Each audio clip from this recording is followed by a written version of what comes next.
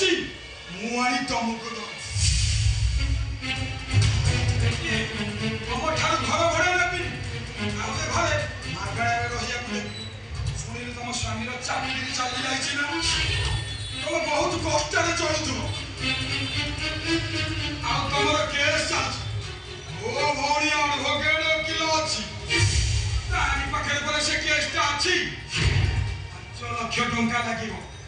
ତମ ସ୍ୱାମୀକି ମୁଁ କହିଦେବି ଗୋଟେ ବି ଟଙ୍କା ଦବ ସେ କେସ୍ ଜିତିଆ ଦାୟିତ୍ୱ ମୋ। ଆପଣ ସତ କହୁଛନ୍ତି ବାବୁ? ବାବୁ ବିଦ୍ୟା ମୋ ଜୀବନରେ କେବେ ମିଛ କରେ ତମ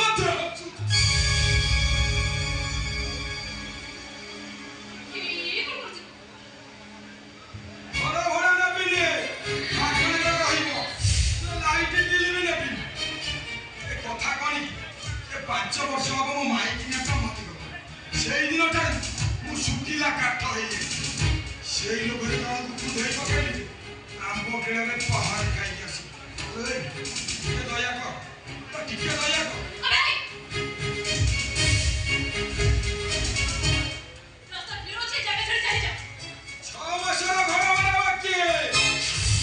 ଚାହିଁଲି ତ ଏବେ ଘରୁ ବାହାର କରିଦେବି ନା ମୁଁ ତତେ ସେମିତି କରିବି କାହିଁକି ନା ମୋର ତୋ ଉପରେ ପ୍ରଭୁ ଟିକେ ଦୟା କର ଆଉ ଟିକେ ଦୟା କର।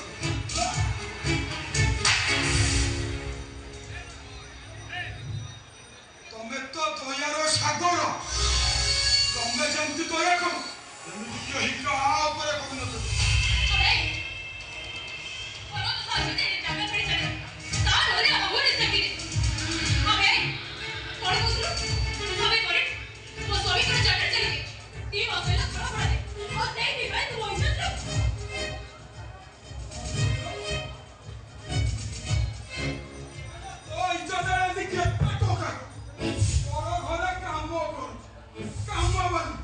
ସ୍ୱାମୀଟା ତ ଦିଲ୍ଲୀ ମତ